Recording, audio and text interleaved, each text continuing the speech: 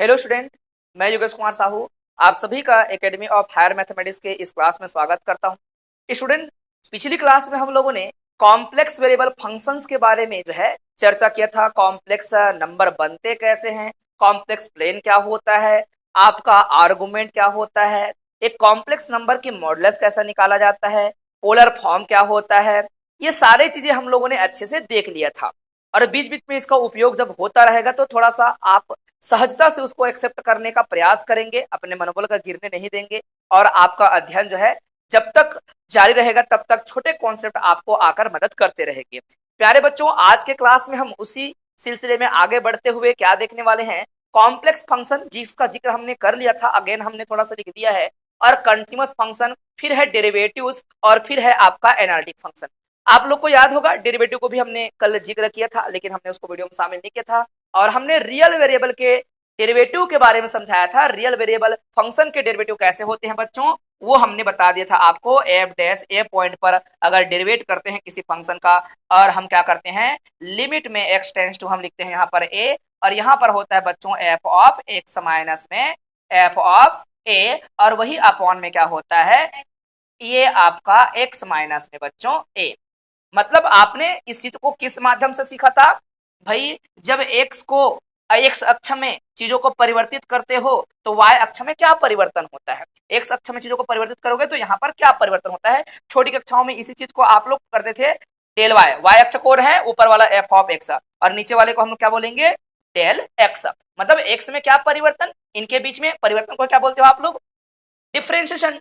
क्योंकि इस परिवर्तन की अगर व्याख्या करी छोटी कक्षाओं में तो आप लोगों ने जरूर जो है इस प्रकार से, अगर एक्स का परिवर्तन कर रहे हो, एक्स मतलब विस्थापन, और टाइम के रिस्पेक्ट में आप वेलोसिटी बोला करते थे, तो एक प्रकार के डेरिवेटिव के रूप में तो इसको एक्सप्लेन कर पाए थे आप लोग। और इस चीज को आपने जितने भी आपके न्यूटन्स के जो मोशन के इक्वेशन है उसको डिस्क्राइब करने के लिए इसके बिना आप काम नहीं करते। मतलब आपके सारे वेलोसिटी को भी, चाहे आपके जितने भी आपके आगे जो फार्मूलाज बन रहे थे उन पर आपको टाइम के रिस्पेक्ट में चेंज को देखना था, या तो फिर डेरिवेटिव बोलते थे, ये आपका फंक्शन और ये उसको डेरिवेट करने वाला। मतलब चीजों को उस किसके सापेक्ष में परिवर्तन देखा जाए, किसके सापेक्ष में परिवर्तन देखा जाए, यही आपका जो चीजें हैं इसी को हम लोग क्या बोलते थे, सिंपल सा परिवर्तन या फिर बोलेंगे डिफरेंशिएशन। अब वही बातें यहाँ पर भी है, ये क्या है भैया, फंक्शन में परिवर्तन है और वो बिंदु में क्या परिवर्तन किया गया, तो फंक्शन में क्या परिवर्तित हुए, कब, जब हम पॉइंट को किधर ले जा रहे थे, ए की ओर ले जा रहे थे। तो ये फार्मूला मेन था, मैंने समझाया, और लेफ्ट हैंड लिमिट कैसे आता है ये समझाए थे, राइट हैंड लिमिट कैसे आता है ये समझाए थे, है ना। तो ध्यान से देखिएगा बच्चों, यही बात हमने यहाँ पर डेरिवेटिव के लिए भी सेम टू सेम लिखा है। देख पा रहे हो, जितने जगह आपको कॉम्प्लेक्स फंक्शन की डेरिवेटिव निकालने की बात करेंगे वहां पर हम क्या लिखेंगे, F dash Z naught, F of Z minus में F of Z naught upon में जेड माइनस जेड नॉट। वही लिखा है मैंने सेम टू सेम, कल भी यही लिखा था और बहुत जरूरी था उसको समझाना, और यही से मैंने लेफ्ट हैंड डेरिवेटिव और राइट हैंड डेरिवेटिव कॉन्सेप्ट भी कवर किया था। याद है बेटा आप लोग को। तो अपन रिपीट करते हैं बात को। सबसे पहले कॉम्प्लेक्स फंक्शन दिखता कैसा है, बोलेंगे sir complex function F of Z बराबर में यू प्लस में आयोटा v के रूप में दिखता है, जिसका u भी क्या होता है, u की बात करें तो u भी आपका एक्स वाई का फंक्शन होगा और v की बात करें तो v भी क्या होगा, एक्स वाई का फंक्शन होगा। बात क्लियर है, आप क्लियर कर सकते हो इस बात को। इस बात को अगर खंगालना है तो कल हमने एक एग्जांपल बताया था, अब एग्जांपल और लिख लीजिएगा अपने अनुसार से।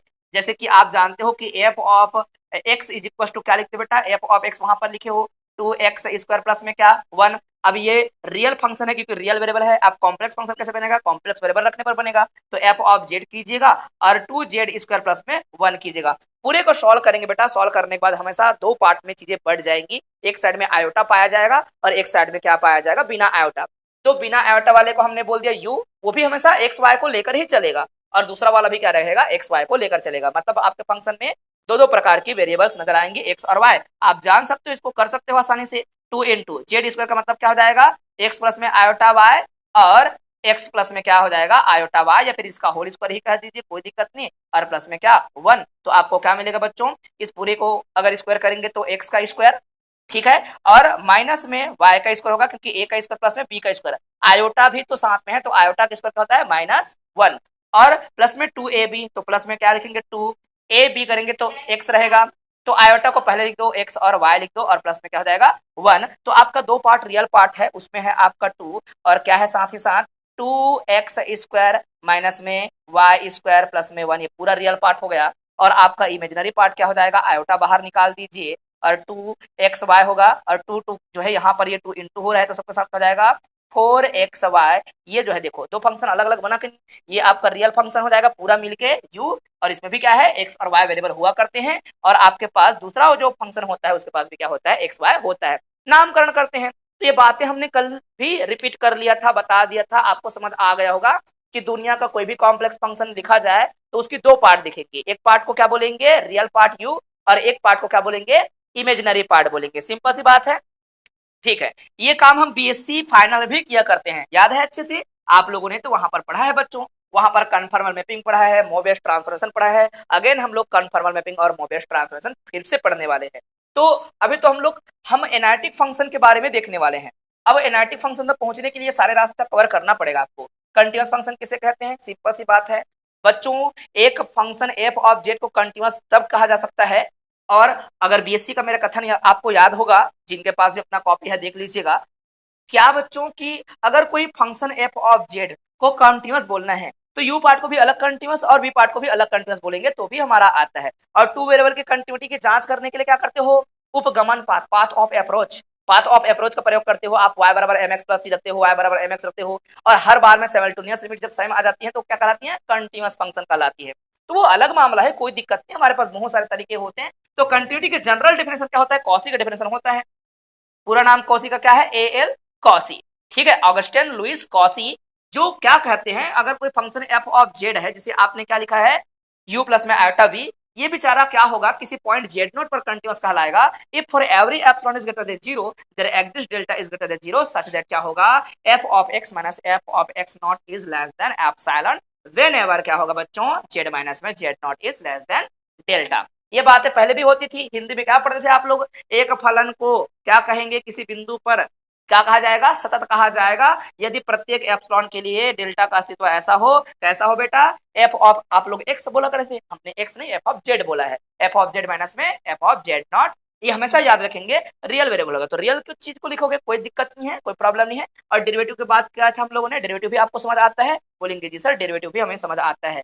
जिस फंक्शन को आप डेरिवेट करना चाहते हो जिस पॉइंट पर, तो उस पॉइंट को आप लिखेंगे, पॉइंट आपका क्या होगा, वेरिएबल का होगा, उस पॉइंट की ओर वेरी करेगा, और इसका लिमिट निकाला जाएगा, और लिमिट कैसा होगा, एफ ऑफ जेड माइनस में F of Z naught upon में जेड माइनस में जेड नॉट। ये कभी नहीं भूलिएगा आप लोग, हमेशा याद रहेगा बेटा, ऑलवेज इसको एकदम दिमाग में सेव करके रखना इस बात को, ठीक है। ओके, अब कॉम्प्लेक्स फंक्शन की जो बिहेवियर होती है, एक शब्द होता है एनालिटिसिटी, ठीक है ना, विश्लेषिकता बोलते हैं, विश्लेषिक बोलते हैं। एनालिटिक का ये अर्थ होता है कोई भी फंक्शन, कॉम्प्लेक्स फंक्शन, एनालिटिक का अर्थ ये होता है कि वो बेचारा जहां पर डिफाइन किया गया है उसके हर एक पॉइंट पर क्या होगा, डिफरेंशिएबल होगा, क्या होगा, डिफरेंशिएबल होगा, कंटिन्यूसली डिफरेंशिएबल होगा। तो कंटिन्यूसली शब्द अपने आप आ जाता है, क्योंकि हर एक अवकलनीय फलन क्या होते हैं, सतत होता है, आप पहले से पढ़े हो इस बात को, every differential function is continuous. जो कंटिन्यूअस आप जो है दिखाएंगे, जरूरी नहीं को डिफरेंशिएबल हो, बट एवरी डिफरेंशियल फंक्शन क्या होता है, हमेशा कंटिन्यूअस होता ही है। ये बात क्लियर है। तो देखिएगा, एक फंक्शन को एनालिटिक कब कहते हैं, तुमको सामान्य परिभाषा पूछे तो इतना बोलना, वे फंक्शन जो कि कहीं पे डिफरेंशिएशन ना होने का विरोध ना करे, मतलब हर जगह डिफरेंशिएशन हो, ऐसा बोल रहा हूं, हर जगह पे क्या हो, सहजता से डिफरेंशिएट किया जा सके अपने डोमेन पर। व्हाट इज डोमेन, डोमेन को आप कंटूर बोलिए, कोई दिक्कत नहीं। डोमेन का मतलब होता है बच्चों जहां पर चीजों को देखते हो, जज करते हो। जैसे कि इस महासमुंद के लिए ये छोटा सा जो मेरा क्लास है, एक छोटा सा डोमेन है जहां पर मैं चीजों को लेकर काम करूंगा, ऑब्जर्व करूंगा, सिंपल सी बात है। डोमेन का इतना ही तर्क है, कोई प्रॉब्लम तो नहीं किसी को, सिंपल सी बात है। तो डोमेन लेकर बच्चे परेशान होते हैं, what is domain, what domain, भाई जहां से पॉइंट उठाना है उसको डोमेन बोलते हैं, सिंपल सी बात है। आपने डोमेन, रेंज, कोडोमेन ये सुना है कि नहीं, वही तो डोमेन की बात कर रहे हैं, जहां से चीजें उठानी है वही डोमेन होता है। तो हमने कहा कि एक फंक्शन जो है एनालिटिक तब कहलाएगा यदि वो सिंगल वैल्यूड हो। ये शब्द कॉम्प्लेक्स की स्थिति में जाना अनाचर हो जाता है। सिंगल वैल्यूड का मतलब क्या, अगर आप जेड की वैल्यू कुछ पुट करते हो तो उसकी ओवरऑल एक वैल्यू हमेशा उसकी यूनिक वैल्यू कुछ ना कुछ दिखनी चाहिए।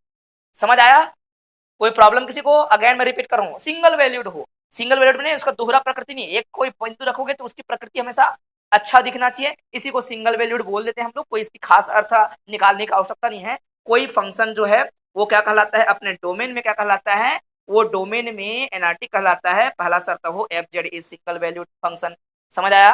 दूसरा बात आप लिखेंगे क्या, F Z is continuously differentiable function almost everywhere. ये ए और डॉट ई लिखा है बेटा, इसको हम लोग क्या बोलते हैं, ऑलमोस्ट एवरीवेयर। उसके लिए शॉर्टकट दैट इसके लिए आप लोग ऐसा इस्तेमाल करते हो, ऐसा।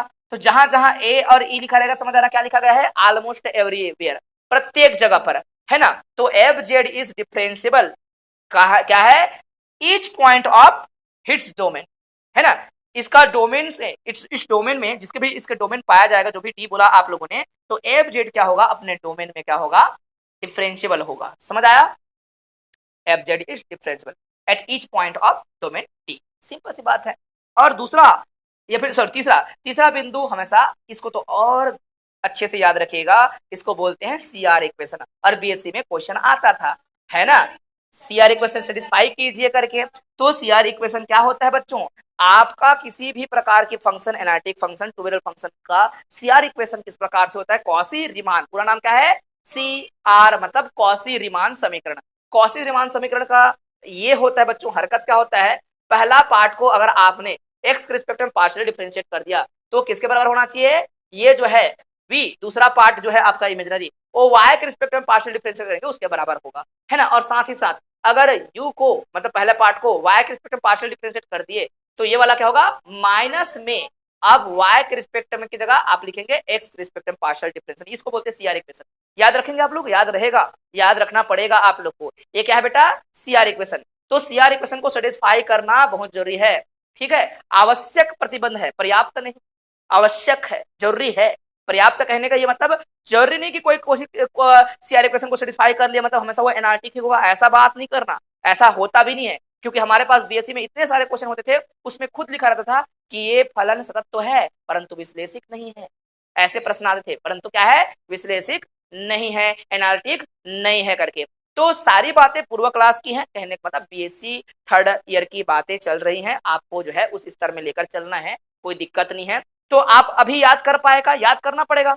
जिनके लिए नया है उनके लिए आपका शुरुआत यहीं से शुरू हो गया बच्चों, और यहीं से ही मान के चलिएगा।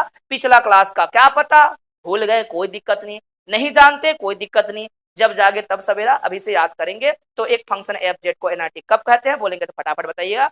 अ function F of Z is said to be analytic, है ना, कहां पर, इन डोमेन, है ना, इन डोमेन डी। और डी कहां से आता है, डोमेन का मतलब होता है चुनाव कर लेना, और कॉम्प्लेक्स प्लेन जिसको पूरा आपका इनवर्स मान के चलिए, उसमें से उठाना है आपको। पहला काम होना चाहिए सिंगल वैल्यूड, दूसरा काम होना चाहिए ऑलमोस्ट एवरीवेयर वो डिफरेंशिएबल होना चाहिए, और तीसरा काम सीआर को सेटिस्फाई करना चाहिए। बस इतना लिख देना, इतना याद कर पाओगे आप लोग, बोल पाओगे, हो गया बात क्लियर, ठीक है। तो ये एनालिटिक होगा तो ये काम करना ही करना है उसको। मोस्ट इंपोर्टेंट क्वेश्चन का जब शुरुआत होता है, सबसे महत्वपूर्ण चीज होता है कॉशीज थ्योरम, ठीक है। सबसे ज्यादा अच्छा आईएमपी और सबसे ज्यादा तर्क देने वाला शुरुआत यहां से होता है। और हम पढ़ रहे हैं बेटा क्या, कॉम्प्लेक्स इंटीग्रेशन। हमारा चैप्टर नंबर 2 से शुरुआत होगा हमारा यूनिट का। तो यहां पर एक शब्द लिखा गया है, वो ध्यान से समझिएगा, इसका स्टेटमेंट को याद रखना। सबसे ज्यादा आईएमपी में बार बार बोल रहा हूं, रिपीट कर रहा हूं, भूलना नहीं है आप लोग को। एफ जेड एक क्या है, एनालिटिक फंक्शन है, हो गया, दिमाग में होना चाहिए। एफ जेड क्या है, एनालिटिक फंक्शन है। और हमारा क्या है, एफ डैश मतलब उसका डेरिवेटिव क्या है, कंटिन्यूअस है एट ईच पॉइंट, इसी को बोलते हैं कंटिन्यूअस डिफरेंशियल। इसका यही मतलब होता है कंटिन्यूअस डिफरेंशियल का क्या मतलब होता है, डेरिवेटिव जो होते हैं कंटिन्यूअस होते हैं, इसी को हम बोलते हैं कंटिन्यूअस डिफरेंशियल। तो ये सिंपल सी बात है, तो वो साथ में इंक्लूडेड होते हैं लेकिन बोल देते हैं। तो स्टेटमेंट बुक में यही लिखा गया है, और हर प्रकार के आप नोट्स में बुक में आप फॉलो करेंगे तो ये शब्द जरूर मिलेगा। एफ जेड एनालिटिक है, और उसका जो डेरिवेटिव है वो क्या है बेटा, वो कंटिन्यूअस है हर एक बिंदु पर, विद इन मतलब अंदर, कहां पर, within and on the मतलब अंदर में, और उस कंटूर के बाउंड्री पर भी। कंटूर मतलब क्या, ये कंटूर मतलब जो भी आप किसी प्रकार का जो रेक्टिफाइबल आर्क बनाएंगे या फिर जॉर्डन आर्क बनाएंगे। आर्क का सीधा मतलब होता है बेटा, आर्क का तो सीधा अर्थ जानते हो, जो भी आप कर्व बनाते हो, कर्व का जो भी इमेज बनता है सबको हम आर्क बोलते हैं। और आर्क को इस प्रकार से हमने क्या कर दिया है, सबको जोड़ दिया है, और एक नया क्या बन गया, एक खास प्रकार की रीजन बन गया, बंद आकृति बन गया, क्लोज्ड कर्व। ये क्लोज्ड कर्व ही क्या है, कंटूर है, सिंपल सी बात है। कर्व का मतलब ही क्या होता है, आप कोई भी इमेज जब बनाते हैं किसी फंक्शन की, जो ड्रा करते चले जाते हैं वो सारे क्या है कर्व। जैसे पैराबोला बेटा, पैराबोला क्या है, आप y बराबर में क्या बोलते हो एक्स स्क्वायर, क्या होता है पैराबोला, बनता कैसा है इस प्रकार से, हम क्या बोलते हैं हिंदी में परवलय बोलते हैं। समझ आ रहा है बात, ठीक है। हम बोलते हैं स्ट्रेट लाइन, y बराबर में क्या बोलते हो, y बराबर में mx प्लस सी, बनता कैसा है, जो भी आपके पास लाइन खींच दो, यहाँ पर यहाँ खींचो ऐसे खींचो, सबका नाम क्या है y बराबर mx प्लस सी है। बात क्लियर है कि नहीं। तो आप जितने प्रकार की रेखाएं निर्माण कर सकते हो सबको कर्व कहा जाता है, लेकिन हमारे पास जो कर्व है वो आर्क के तौर पर हो, और वो जॉर्डन आर्क, आर्क जो भी बोलिएगा परिभाषा उसका अलग से सिंपल सा याद रखने का प्रयास करना। मैं इतना कहना चाहता हूं कि हमारे जो है कॉम्प्लेक्स प्लेन में इस प्रकार से कोई हम डोमेन चुनाव कर लेते हैं किसी प्रकार का, या फिर हम ऐसे कर्व बना लेते हैं, इसी को हम बंद आकृति को हम कंटूर कहा करते हैं। एक्चुअल में है कौन ये, एक फंक्शन का रूप बनाया गया जिसमें एक घेर के रखा है बाकी चीजों को, यही कंटूर है। तो हमने बोला कि एफ जेड एक क्या है, एनालिटिक फंक्शन है, जिसका डेरिवेटिव क्या है बच्चों, जिसका डेरिवेटिव जो है आपका कंटिन्यूअस है, कहां पर अंदर में भी और कहां पर बाहर में, उसके बाउंड्री पर भी। हमने क्या लिखा है, within and on the close contour C. तो कंटूर बोलेंगे तो घबराने का नहीं, आपका बोलेंगे कोई ऐसी आकृति या फिर ऐसे चीजें जहां पर चीजें घेर के रखा गया है, सिंपल सी बात है, जहां अध्ययन करना संभव हो। बात क्लियर है बेटा। जैसे कि इस क्लास के लिए ये क्लास डोमेन है, तो डोमेन की कंटूर कौन हो गया, मेरा बोर्ड, क्योंकि बोर्ड पर मैं चीजों को क्या कर सकता हूँ, दर्शा सकता हूँ, सिंपल सी बात है। ओके, तो ये आपको याद हो गया कि भैया अगर फंक्शन एनालिटिक है और उसका डेरिवेटिव कंटीन्यूअस है, कहां पर, उसके कंटूर, कंटूर मतलब जो घेरा हुआ क्षेत्र है, और उसी पर क्या है आपका, अगर ये ऐसा हरकत कर दिया मतलब वो उसकी इंटीग्रेशन वहां पर क्या कहलाएगी, शून्य। इंटीग्रेशन क्या होगा बच्चों, उस क्लोज्ड कर्व के अलोंग पूरा इंटीग्रेशन उस फंक्शन एफ ऑफ जेड का कितना आएगा, शून्य आएगा। दुनिया का कोई भी कॉम्प्लेक्स फंक्शन अगर वो एनालिटिक है, एनालिटिक का मतलब कंटिन्यूसली डिफरेंशिएबल है, डेरिवेटिव एग्जिस्ट करता है, सीआर को सेटिस्फाई करता है, तो हमेशा जितने भी क्लोज्ड कंटूर होते हैं वहां पर फंक्शन को क्या किया जाए, मान लो इंटीग्रेट किया जाए उस क्लोज कंटूर के अलोंग, लिमिट उसका वही कंटूर होगा, तो हमेशा फंक्शन क्या कर लेता है अपने आप को, पूरा इंटीग्रेशन को जीरो। समझ आया, पूरा इंटीग्रेशन क्या होगा, जीरो होगा। और कॉसी इंटीग्रल पूरा इसी पर डिपेंड हुआ है। सारे चीजें जो है आगे चलकर जितने भी आप पढ़ेंगे, आप बात करेंगे, चाहे मोरेरास थ्योरम पढ़ेंगे आप लोग, रॉचेस थ्योरम पढ़ेंगे आप लोग, बहुत सारे थ्योरम पढ़ेंगे, इन्हीं का ही आगे रूप बनता चला जाएगा, बनता चला जाएगा, और बहुत बेहतरीन है ये, बहुत सिंपल है। क्या आप लोगों ने इतना समझ लिया बेटा, सिंपल सी बात थी। स्टेटमेंट को तो याद करना पड़ेगा। कोई function F of Z analytic है और उसका डेरिवेटिव क्या है, कंटीन्यूअस है, कहां पर, each and on, sorry each point कहां पर, within and on the close contour C, then function का इंटीग्रेशन क्या होगा, जीरो होगा। 2 बार पढ़ लेंगे, याद कर लेंगे, आपका याद हो जाएगा, ऐसे ही पढ़ा जाता है, ठीक है ना, कोई प्रॉब्लम नहीं है, बार बार आप अभ्यास करते रहेंगे। तो देखिएगा ध्यान से, हम जब प्रूव करेंगे तो बातों को अपना दोहराएंगे, लिखेंगे। आप जानते हो एफ ऑफ जेड क्या है, एनालिटिक, बोलेंगे ओके सर। देन अब क्या बोला है आपने, within and on the close contour C, अंदर और बाहर जिस प्रकार से डेरिवेटिव एग्जिस्ट करते हैं, मतलब पूरी तरीके से एनालिटिक का वही मतलब होता है, हर जगह पे उसके हर एक पॉइंट पर क्या है, फंक्शन जो है उसके डेरिवेटिव जो है कंटिन्यूसली प्राप्त किया जा सकता है, सिंपल सी बात है। तो हमने within and on the close contour C बोला, एफ ऑफ जेड क्योंकि एनालिटिक है, कहां पर, पूरे कंटूर पर, इसका ये अर्थ था। बच्चों एफ ऑफ जेड को क्या लिखते हो आप लोग, यू प्लस में क्या, आयोटा वी, बोल दिया, लिख दिया, कोई दिक्कत नहीं। वेयर जेड के बारे में बात करेंगे तो जेड होता क्या है, कॉम्प्लेक्स नंबर, जेड बराबर क्या लिखते हैं हम लोग, एक्स प्लस में आयोटा वी, कॉम्प्लेक्स, लिख दिया। क्या बच्चों इसको मैं डेरिवेट करूं, डिफरेंशिएट करूं, तो डिफरेंशिएट करूंगा तो दो प्रकार के यहाँ पर वेरिएबल है, तो दोनों का डेरिवेटिव आएगा, सिंपल सी बात है। जब डी, आप जानते हो डिफरेंशिएशन, डिफरेंशिएशन होता है लीनियर प्रॉपर्टी को फॉलो करने वाला, तो आप यहाँ पर क्या करेंगे, यहाँ पर भी डेरिवेट कर सकते हो बोलेंगे, तो उधर भी क्या करेंगे, एक्स को भी डेरिवेट कर सकते हो और वाई को भी डेरिवेट कर सकते हो। यहाँ पर कोई इंडिपेंडेंट वेरिएबल करके जीरो नहीं बोलना, सब अपने आप में वेरिएबल है, और जो है दोनों को दोनों इंडिपेंडेंट है, जेड आपका डिपेंडेंट होगा इन दोनों बिंदुओं पर। तो डी जेड बराबर क्या लिखेंगे, डी एक्स प्लस में आयोटा डी वाई, सिंपल सी बात है, हो गया। समीकरण नंबर 1 बोल दिया मैंने। बेटा जो मेरा ये फंक्शन था, उसी फंक्शन को क्या कहा गया है, उसी फंक्शन बेचारे को इंटीग्रेट करेंगे उस कंटूर के अलोंग, तो उसका इंटीग्रेशन क्या हो जाता है, बोला है इसने जीरो। तो पहले हमने दोनों पक्षों को ऐसा करके देखा, चलो तो देखते हैं आप जो बोल रहे हैं वो बात सही है या नहीं है, वो दिखाते हैं, करके निकालना चालू करेंगे। तो ये मैंने सिंपल लिखा, मैंने क्या लिखा है, एफ ऑफ जेड की मान लिखा बेटा, और डी जेड की मान लिखा है मैंने, सिंपल सी बात है, इसी को लिखा बेचारे को, है ना। इसको पकड़ा मैंने, इंटीग्रेशन का निशान लगाया, और यहाँ पर सी है तो सी है, कोई दिक्कत नहीं है। यहाँ पर एफ जेड है तो एफ जेड के बराबर क्या होता है, ये होता है, मैं जानता हूँ। और डी जेड का मान होता है, इतना होता है, मैं जानता हूँ। मैंने सारे मान को लिख दिया, किसी को कोई आपत्ति फिलहाल तो नहीं होनी चाहिए। अब बच्चों आप जो है अगर सही से बीएससी सेकेंड ईयर और फर्स्ट ईयर में ज्यादा हुआ करता था। बीएससी फर्स्ट ईयर में वेरिएबल सेपरेबल आपने सुना होगा तो याद होगा, ऑपरेटर को भी अलग करते हैं, वेरिएबलों को अलग करते हैं। ये सिंपल जो आप इंटू करने की बिहेवियर रखते हो ना, वो सारे काम ये कर सकता है, वही हम मान के चलते हैं। बेटा किसी फंक्शन को अगर ये मान लो कॉम्प्लेक्स चीज था, उसका रियल पार्ट है, रियल पार्ट को डिफ्रेंशिएट कर रहे हो आप बोलेंगे तो नया चीज बनता है, तो कुछ तो बनेगा कॉम्प्लेक्स वर्जन में इसका, इसका कुछ ना कुछ बनेगा।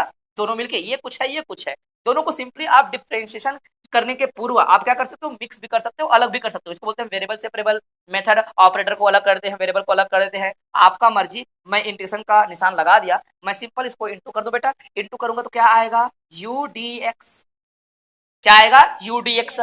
अब देखेंगे तो आप फिर से आप इसको इधर कर सकते हो, आपकी मर्जी है, एक एक को पकड़ो और बारी बारी से करो, तो आपको मिलेगा क्या, आयोटा यू डी वाई मिलेगा ना, आयोटा यू डी वाई। अगर मैं इसको यहां से इंटू करूं तो क्या आएगा, आयोटा वी डी एक्स। सही बात है। अगर मैं इसको इसके साथ इंटू करूंगा तो माइनस में आएगा, क्योंकि आयोटा आयोटा पहले स्क्वायर होगा, और आयोटा स्क्वायर का वैल्यू कितना होता है, भूलेंगे नहीं, -1 होता है। क्यों, क्योंकि शुरुआत वहीं से तो पैदा हुआ था बेचारा ये। ठीक है, तो आप क्या करेंगे, माइनस में हो जाएगा आपका 1, और यहां पर आप क्या लिखने वाले हो, वी और डी वाई। हाँ कि ना, सही बात है। अब मत बोलना कि ऑपरेटर को बाहर में लिखनी है, लिखेंगे, समझाएंगे, आगे बढ़ाएंगे, आपको दिखेगा, है ना। एग्जैक्ट डिफरेंशियल का फार्मूला आएगा, उसको हम लोग ग्रीन फंक्शन भी कहते हैं, या फिर ग्रीन जो है फार्मूला भी कहेंगे। ये आगे देखिएगा, समझिएगा। ये इंटीग्रेशन, इंटीग्रेशन यहाँ पर सी लिख दिया। क्या मैं रियल पार्ट को अलग और इमेजिनरी पार्ट को अलग कर दूं, बोलेंगे जी सर ऐसा किया जा सकता है। तो देखिए मेरे पास क्या है, एक तो यू एक्स है भाई, रियल है, यू डी एक्स है, यू डी एक्स, और ये माइनस में क्या है बेटा, वी डी वाई, ये जो है रियल चीज है कि नहीं। और जबकि कुछ अलग है जो कि इमेजिनरी, इमेजिनरी क्या है, प्लस में आयोटा कर दो आप, आयोटा देखो यहाँ पर भी आयोटा वाला, यहाँ पर भी आयोटा वाला, और मैंने क्या कर दिया बेटा, इंटीग्रेशन का निशान, क्योंकि इंटीग्रेशन हमेशा लीनियर प्रॉपर्टी को फॉलो करता है, रैखिकता गुणधर्म का पालन करता है। मतलब दो फंक्शन अंदर में है तो दोनों को अलग अलग प्रकार के इंटीग्रेट करेगा, अलग एक साथ भी कर सकता है। तो मैंने इनको इमेजिनरी वाली चीज को एक साथ रखा, आयोटा को पहले क्या किया, बाहर किया। बेटा लिख दू मैं इसको, यू टी आपके पास क्या हो जाएगा, y, और साथ में क्या रहेगा, तो इसको ना x वाले को पहले लिख रहा हूँ क्योंकि इसमें ग्रीन फंक्शन में कंपेयर करते बनेगा। मैं क्या कर रहा हूँ, v और dx पहले लिखा, फिर प्लस में क्या लिखा मैंने, u और dy को बाद में लिखा। क्या इतना आपको समझ आया है, ये सिंपल सी बात थी, इतना तो समझ आना ही पड़ेगा आप लोगों को, क्योंकि आप जो है एक सामान्य गणित पढ़ रहे हो, इतना नहीं आता तो सबसे पहले जो है क्या करना पड़ेगा, छोड़ना पड़ेगा एमएससी, है ना। ये सिंपल सी बात थी, कोई प्रॉब्लम नहीं, एकदम सिंपल था। आगे बढ़ेंगे और हमारे पास एक शानदार जो है फार्मूला होगा, जिसको हम लोग बोलते हैं ग्रीन फार्मूला। क्या बोले, ग्रीन फार्मूला। आप ये सीबी को भूल जाओ, कोई दिक्कत, सी से मेरे को कोई मतलब नहीं है। मैं क्या बोलूंगा बेटा, ये मेरा इक्वेशन नंबर क्या बन गया, 2 बन गया, और यहाँ पर लिखने हैं बाय डेफिनेशन ऑफ, या फिर बोलेंगे by Green formula, by Green, Green's formula, formula आप लोग अच्छे से इसको याद रखेगा। ग्रीन फार्मूला क्या कहता है, अगर आप इंटीग्रेट करते हो चीजों को, है ना, और उसका कोई भी यहाँ पर लिमिट लगा हो, उससे फर्क नहीं पड़ता। और मैंने कहा कि मेरे पास एक फंक्शन है जिसका नाम क्या है, एम, और मैंने क्या लिखा यहाँ पर, dx, और प्लस में क्या है बेटा यहाँ पर n, और क्या लिखा आपने, dy। बात क्लियर है। तो ये आपका एम dx जो दिख रहा है, ये पूरा जो आपने इंटीग्रेट किया है उसको ऐसे लिखा जा सकता है, इंटीग्रेशन का निशान तो होगा ही होगा, हम इसको लिख सकते हैं, ये डेल n अपॉन में डेल x, ये जो y वाला है ध्यान से देखिएगा, उसको क्या लिखेंगे आप लोग, ये डेल n अपॉन में डेल x लिखा आप लोगों ने, और बीच में माइनस का लिखेंगे, माइनस लिखना भूलना नहीं, क्या लिखेंगे, माइनस, और क्या लिखेंगे यहाँ पर, डेल m अपॉन में डेल y। बस इतनी सी बात याद रखिए। आप m और n को जरूर ध्यान से देखिएगा, m कहाँ पे लिखा गया, n कहाँ पे लिखा गया। आप p और q भी लिख सकते हो, आपका मर्जी है, आपके फार्मूला पी क्यू के रूप में बुक में दिया होगा तो पी क्यू भी लिख सकते हो। समझ आया बेटा, कोई प्रॉब्लम तो नहीं है। मतलब आपके बुक के बारे में बात करूं तो बुक में क्या लिखा है वो मैं आपको दिखाता हूँ, सिंपल सी बात है, यहाँ पर लिख देता हूँ बुक की फार्मूला क्या है ना, लिख देते हैं, कोई टेंशन नहीं है। बुक में ऐसा फार्मूला लिखा है, एक ही तो है भाई, क्या बोलता है, इंटीग्रेशन, और क्या बोल दिया हम लोगों ने, पी डी एक्स, क्या बोला, पी डी एक्स, प्लस में क्या है आपका क्यू डी वाई, तो इसको क्या लिख सकते हो, बोलता है इंटीग्रेशन। अगर पी को लिखना है तो पी को पहले लिखवा दे, पी को ही लिखो, तो डेल पी अपॉन में, डेल पी अपॉन में क्या लिखेगा वो, डेल वाई को लिखाएगा, मतलब पी है तो पी को लिख दिया और माइनस साइन यहाँ पे लगा दिया, और प्लस में क्या कर दिया हम लोगों ने, प्लस में लिख दिया क्या, ये डेल, क्यू है तो क्यू लिखा, लेकिन नीचे में क्या लिखा इसने, एक्स को लिखा। समझ आया, ये फार्मूला आपके बुक में लिखा हुआ है, सिंपल सी बात है, ठीक है बेटा। तो ये याद रखिएगा, मैं बोलता हूँ वो ज्यादा अच्छा रहता है, वो सुंदर है, क्योंकि हमने बीएससी में पूरा यही पढ़ा था। एग्जैक्ट डिफरेंस यथातथ अवकलन के नाम से जाना करते थे, उसको भी हम इसका उपयोग किया करते हैं।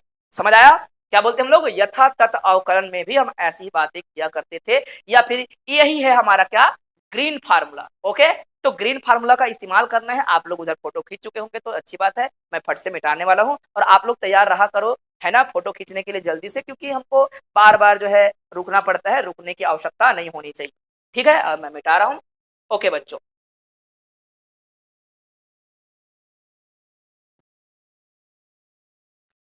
शेयर कर लेना जो भी आप लोग फोटो खींचते हो उसको, ठीक, मिटा दूं, हो गया, मिट गया, टेंशन मत लो, है ना, आपस में शेयर करेंगे आप लोग, सिंपल सी बात थी। आगे बढ़ाओ इस बात को। देखिए, ये जो है आपका ग्रीन फार्मूला, अब इस पर अप्लाई किया जाए, कहां पर अप्लाई किया जाए, इस जगह पर अप्लाई किया जाए तो आपको थोड़ा सा कुछ खास दिखने वाला है। इंटीग्रेशन क्या है बेटा, आप बोलना चाहे तो इसको नाम दे देना। इक्वेशन नंबर क्या है, ये तीसरा, फ्रॉम, कहां से कहां, फ्रॉम इक्वेशन नंबर है आपके पास ये 2 and 3, 2 and 3। आगे बढ़ते हम लोग, टू, ये आपका लेफ्ट हैंड साइड वैसे ही रखिएगा, ठीक है, एफ ऑफ जेड और D Z is equal to, integration जो था अलोंग सी लिखे तो अलोंग सी रखिए, कोई प्रॉब्लम नहीं है, इसमें कोई आपत्ति नहीं है प्यारे बच्चों। अब ध्यान से देखिएगा, एम के जगह कौन है और एन के जगह कौन, मेरे फार्मूला में प्लस होना चाहिए था ग्रीन के अनुसार से, है ना, यहाँ पर माइनस होगा तो वो उसकी जिम्मेदारी है, वो जाने फिर उसको, ठीक है। मेरे पास फार्मूला में जब ये होता था एम डी एक्स प्लस में एन डी वाई, तो मैं क्या लिखता था उसको, डेल एन अपॉन में डेल एक्स माइनस में डेल एम अपॉन में डेल वाई। तो देखिए बच्चों, आपके पास एन के जगह कौन है, माइनस में, माइनस में भी एन के जगह, तो आप माइनस में ही लिखिएगा, उसको माइनस को भूलना नहीं, तो आप क्या लिखेंगे, माइनस में डेल कौन है, वी, नीचे में क्या होना चाहिए उसका, डेल एक्स। वेरी गुड, आप लोग पहचान गए। और फार्मूला में अपना माइनस होता है वो अलग ही है, वो अपना माइनस है, फार्मूला की माइनस है, फार्मूला का माइनस को छोड़ना नहीं था। उसके बाद क्या लिखते हो आप लोग, डेल एम, एम कौन है, पहले वाला जो डीएक्स के साथ रहेगा वो एम कहलाता है, तो क्या लिखेंगे आप लोग, डेल, और लिखेंगे यू अपॉन में डेल वाई। सही बात है, ये पहला हिस्सा हो गया। और प्यारे बच्चों, दूसरा वाला प्लस है तो प्लस लिखेगा, आयोटा है तो आयोटा, और साथ में इंटीग्रेशन सी है तो सी। अब इस पर आइएगा और यहाँ पर विचार कीजिएगा, थोड़ा ठीक ठाक लिखते हैं, ये आयोटा, ओके, हमारा जगह बनना चाहिए, ये आपका सी, और फार्मूला में जाइएगा, आपके पास एम कौन है, एन कौन है, यस, ये आपका एम ये है और ये आपका एन है, भूलिएगा नहीं। तो आपका एम कौन, जो डी वाई के साथ होगा वही कहलाता है एन, और जो एम होता है वो किसके साथ होता है, डीएक्स के साथ होता है। तो आप सबसे पहले क्या लिखते हैं फार्मूला में, एन को, तो एन कौन है बेटा वहां, यू, तो आप लिखेंगे डेल यू अपॉन में क्या लिखना चाहिए आपको, डेल एक्स लिखना पड़ेगा भाई, डेल एक्स, और ठीक है बेटा, अच्छी बात है। फिर क्या करें, यहाँ पर माइनस फार्मूला में होता है तो माइनस लिखेंगे। अब एम, एम कौन है यहाँ पर, वी, तो डेल वी अपॉन में क्या लिख दिया मैंने, डेल वी अपॉन में डेल डेल वाई लिख दिया। सही बात है, कोई आपत्ति तो नहीं है किसी को। इक्वेशन नंबर क्या बोल दूं इसको, इक्वेशन नंबर मैं बोल दूं इसको 4। कोई कहीं पे कोई रट्टा नहीं मारेगा, सिंपल सी बात है, सामान्य अध्ययन चल रहा है, अगर ये आपको बहुत कठिन लगता है तो फिर हम जो है नहीं पढ़ पाएंगे, वैसे बहुत सिंपल सी बातें हैं, कोई प्रॉब्लम किसी को। अच्छा, तो प्यारे बच्चों, ये बातें आपको समझ आ गई, but we know that, since आप लिखिएगा, सिंस आपने कुछ कहा था, since F Z is analytic, है ना, analytic, very good, analytic, so that आप क्या बोलेंगे, सो अगर ये एनालिटिक है, सो दैट आप ये बोलेंगे इट सेटिस्फाई, या फिर it has quasi Riemann equation, है ना, सो दैट इट हैज, इसके पास क्या होगा, या फिर इट सेटिस्फाई है, वो सेटिस्फाई करता है, it has C R equation, C R equation. C R equation क्या होता है बेटा, डेल यू अपॉन में del X is equal to del V upon में डेल वाई, ये सी आर इक्वेशन का पहला पार्ट। फिर क्या लिखेंगे, डेल वी अपॉन में del Y is equal to minus del V upon में डेल एक्स। सही बात है कि नहीं, ये मेरा इक्वेशन नंबर क्या हो गया, 5। अब फ्रॉम आप वहां पर रखिए, फ्रॉम इक्वेशन नंबर क्या क्या होगा बेटा, 4 और 5 होगा। अब यहाँ पर वैल्यू पुट कर दीजिएगा, ये इंटीग्रेशन का निशान जैसा का तैसा, दिस इंप्लाइज इट, उसको सबको करते चले जाना, अभी तो इंप्लाइज बोलने की जरूरत नहीं है, सब आ जाते हैं तो इंप्लाइज लिखते नहीं तो, ठीक है। तो ये हो जाएगा आपका एफ ऑफ जेड, और ये हो जाएगा आपका डी जेड, और यहाँ पर देखिए इंटीग्रेशन सी है तो सी, और आप किसी एक को बदलिए, आपका मर्जी। जी जी, डेल यू अपॉन क्या, हाँ किसी को भी रखो कोई दिक्कत नहीं। Del V upon del X की जगह क्या रख सकते हो आप, del U upon del Y रख सकते हो, माइनस साइन के साथ है, जहां मन लगे वहां रख दो, कोई दिक्कत नहीं भाई साहब। क्या del V upon del X का क्या रख सकते हो, इसको रख सकते हो, सही बात है। या फिर आपकी मर्जी जो है, आपका डेल वी अपॉन में डेल वाई की जगह रखना है तो कोई दिक्कत नहीं, यहाँ पर यही रखना ज्यादा उचित है, दिख रहा है बेटा, क्या लिखेंगे, डेल वी अपॉन में डेल एक्स की जगह माइनस के साथ आप रखेंगे तो ये पूरा आएगा, क्या लिखेंगे, डेल यू अपॉन में डेल वाई, और ये ऑलरेडी इसको बदलना नहीं है, डेल यू अपॉन में डेल वाई रहेगा, जीरो हो जाएगा। फिर प्लस में क्या हो जाएगा बेटा, आयोटा रहेगा, इंटीग्रेशन का साइन लगाएंगे आप लोग। आप इसकी जगह del U upon del X का क्या रखेंगे, आप del V upon del Y रख दीजिए, किसी एक को चेंज करेंगे तो यही उचित है आपका, डेल वी अपॉन में क्या होगा बेटा, डेल वाई होगा, और माइनस में ऑलरेडी क्या है उसको चेंज मत करो, डेल वी अपॉन में डेल वाई। तो प्यारे बच्चों ये तो जीरो हो गया, ये होगा आपका जीरो का इंटीग्रेशन जानते हो सदैव जीरो होता है, शून्य का समाकलन सदैव शून्य होता है, कांस्टेंट का भले वेरिएबल चिपक के आता है उसके साथ, समझ आया। तो ये पूरा ओवरऑल क्या हो जाएगा, एक बार लिख दीजिएगा, यहाँ पर शून्य होगा और यहाँ पर भी क्या होगा, शून्य होगा। तो इस प्रकार से आप जो है इंटीग्रेशन करेंगे एफ ऑफ जेड और डी जेड का, है ना, थोड़ा ठीक ठाक लिख देता हूँ, integration along f of z d z equal to क्या, जी, समझ आया। तो इसको हम लोग क्या कहते हैं, quasi theorem, quasi integral theorem नहीं, कॉसी इंटीग्रल थ्योरम अलग है बेटा, बात समझ रहिएगा, है ना, कॉसी थ्योरम। तो कॉसी थ्योरम का स्टेटमेंट आपको याद होना चाहिए, आपको याद रखना है। मोस्ट इंपोर्टेंट क्वेश्चन देखिए क्या है, थ्योरम, कॉसी इंटीग्रल फार्मूला, और हमेशा आप लोग को अच्छे से याद रखना है, क्योंकि बेटा हम लोग को ना ऐसे बिंदु पर हमको फलन के मान ज्ञात करो बोलता है, तो कॉम्प्लेक्स फंक्शन की बिंदु ए पर बोलेगा तो फिर कंफ्यूज इंसान, क्योंकि भाई कॉम्प्लेक्स फंक्शन की बिंदु ए नहीं होती, एक जगह क्या होती है हमेशा, अगर आप लोगों ने देखा होगा तो कॉम्प्लेक्स की हर एक पॉइंट हमेशा दिखता है एक्स प्लस में आयोटा वाई के रूप में, दिखता है कि नहीं, आयोटा वाई के रूप में दिखता है। अगर कोई ए पॉइंट बोल दिया तो ए पॉइंट एक्चुअल में ए होगा नहीं, वो क्या होगा, कुछ रियल यहाँ पर कुछ लेके चलेगा, और उसको आप बोल दीजिए ए वन प्लस में क्या हो जाएगा आपका आयोटा बी वन के रूप में होना चाहिए उसको बेचारे को, ये बात सही है कि नहीं। तो कुछ रख दो बोलेगा और उसको निकालना है बोलेगा तो हम जो है थोड़ा असहज महसूस करेंगे। तो हमें प्रश्न कैसा दिया जाएगा, मैं तुमको सिंपल सा बात करता हूँ, बताता हूँ। हमें बेटा बहुत सारे ऐसे क्वेश्चन देखने को मिलेगा और कॉम्प्लेक्स वेरिएबल या फिर कॉम्प्लेक्स फंक्शन गिवन होगा और बोलेगा कि एफ जेड की कल्पना करो, एक या फिर एफ ऑफ ए की मान निकालो, या फिर एफ जेड जो फंक्शन दिया होगा कॉम्प्लेक्स फंक्शन कुछ भी हो सकता है। अभी मैंने लिखा था बेटा एक कॉम्प्लेक्स फंक्शन क्या लिखा था, जेड स्क्वायर प्लस में क्या लिखा था मैंने, जेड माइनस में वन लिख दिया था, हो सकता है जेड प्लस में वन लिख देता, चाहे और कुछ लिख देता, कुछ भी हो सकता है, ऊपर में टू लिख देता, क्या फर्क पड़ता है इस बात से। तो बोलता इस फलन की वैल्यू निकालो, बोलता कहां पर निकालो बोलेगा, बोलेगा पॉइंट बताएगा, इस पॉइंट पर जाके काम करो बोलेगा, तो पॉइंट खोजना पड़ेगा, देखना पड़ेगा, दिमाग लगाना पड़ेगा, तो एक वैल्यू आएगी। तो उसी बात को उसी सिद्धांत को कवर करने के लिए हमारे पास कौशी भाई साहब ने क्या कहा, भाई इस पॉइंट पर जो वैल्यू निकालोगे ना वो एक इंटीग्रल के बराबर होगा, बोलता है वो इंटीग्रल क्या होगा, 1/2 पाई, इसी को बोलते हैं कॉसी इंटीग्रल फार्मूला। तो इससे हमारा इंटीग्रेशन करके वैल्यू को निकाल रहे हैं, तो इसलिए कॉसी का इंटीग्रल फार्मूला बोलते हैं, और काम क्या कर रहे हो, एफ ऑफ ए निकाल रहे हो, क्या निकाल रहे हो, एफ ऑफ ए। बेटा एफ ऑफ ए का मतलब मैं बार बार कवर करना चाहता हूँ, बार बार समझाना चाहता हूँ बच्चों को, जैसे कि रियल चीज में पढ़ा करते F of x square plus में वन, तो आपको एफ ऑफ ए रखो बोलेगा तो इसका अर्थ होता है कि आप क्या रखने वाले हो, ए का स्क्वायर प्लस में क्या होगा वन, या फिर आपको बोलेगा वन रखो बोलेगा तो आप क्या रखेंगे, वन का स्क्वायर प्लस में वन, टू बोलेगा तो आप क्या रखेंगे, टू रखो बोलेगा तो टू का स्क्वायर प्लस में वन, मतलब इसी को फंक्शनल वैल्यू कहते हैं, जिस पॉइंट पर बोलेगा उस पॉइंट पर रखेंगे आप लोग, सिंपल सी बात है। तो हमें यही चीजें समझनी है, और हमारे कॉम्प्लेक्स वेरिएबल में चीजें कठिन होती हैं, उसको सरल करने के लिए कौशी भाई साहब ने फिर से फार्मूला दिया।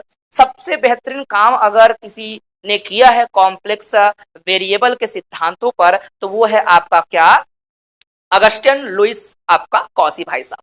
सबसे बेहतरीन काम इन्हीं का माना जाता है, पूरा शुरू से आखिर तक इनके बारे में सुनते रहेंगे, बार बार कौशी कौशी कौशी सुनते रहेंगे आप लोग। तो ये क्या कहता है स्टेटमेंट देखिएगा, यदि एफ जेड क्या है, एनालिटिक फंक्शन है, within and on the, मतलब उसके अंदर और ऊपर, क्लोज द कंटूर सी, और क्या बोला, let a be any point within C, अंदर में ही लेना है पॉइंट को, विद इन सी, ए कोई बिंदु है पॉइंट है और वो क्या है अंदर में सी के अंदर है, तो उस पर उसका वैल्यू अगर ढूंढा जाए, उसी के अंदर ढूंढा जाए तो उसकी फंक्शन की वैल्यू एक इंटीग्रल के बराबर होगी। उस इंटीग्रल का नाम क्या है, 1/2 पाई और इंटीग्रेशन सी लिखेंगे अलॉन्ग सी और एफ जेड अपॉन में क्या लिखेंगे जेड माइनस ए और टी जेड लिख दिया हम लोगों ने। अब ये को सिद्ध भी करना पड़ेगा, लाना पड़ेगा, देखेंगे। बड़ा सिंपल है, बहुत आसान है, लेकिन जितने भी थ्योरम्स आप पढ़ेंगे, जितने भी क्वेश्चन पढ़ेंगे, शुरुआती दौर को बार बार इंटरेस्टिंग बना के पढ़ेंगे, मजा आएगा आपको पढ़ने में।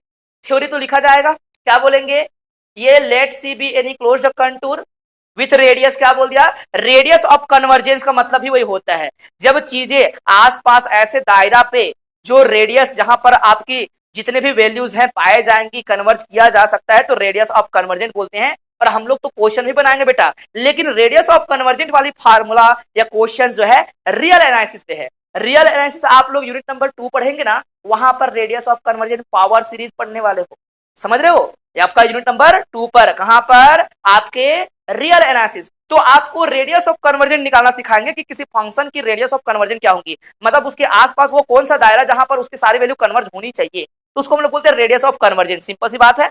तो हमने बोला कोई दिक्कत नहीं, आप ओनली रेडियस बोलेंगे तो भी चलेगा, ठीक है। क्या बोला हमने, सी क्या है बेटा, क्लोज कंटूर, और उसकी रेडियस ऑफ कन्वर्जन क्या है, बोला आर। आर दूरी पर वो जो है बिंदुओं को जितना भी है वो कवर करके रखा हुआ है, हम मान के चलते हैं ये एक इमेजिनरी चीजें हैं, हम उसको दिमाग में ऐसा बूंद रहे हैं, सोच रहे हैं। हम क्या करेंगे, प्लॉट करेंगे एक स्मॉल सर्कल जिसका नाम क्या है, गामा।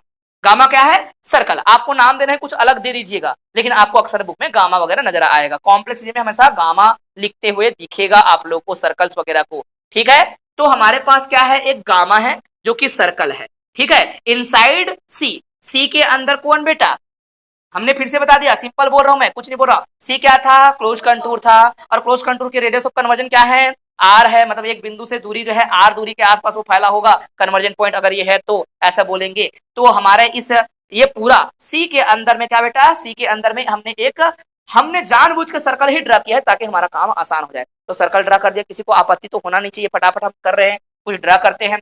और जिसकी रेडियस क्या है, उसकी उस सर्कल की रेडियस है बेटा क्या, रो, और सेंटर क्या है उसका, ए को सेंटर मान के मैं जानबूझ के गोला खींचा हूं, गोला नहीं बोलना चाहिए, सर्कल खींचा हूं, और सर्कल की रेडियस क्या है, उस सर्कल की रो रेडियस है। क्या इतना आप लोग याद कर पाओगे, कोई प्रॉब्लम तो नहीं इस चीज को लेकर, बड़ा सिंपल सी बात थी, एकदम सिंपल हमने लिखा है भाई। जब ये अलग चीज, रेडियस हमेशा क्या होती है, रेडियस हमेशा होती है किसी पॉजिटिव क्वांटिटी या फिर एक वैल्यू, एक मापांक, एक प्रकार की क्या मेजरमेंट, सिंपल सी बात है।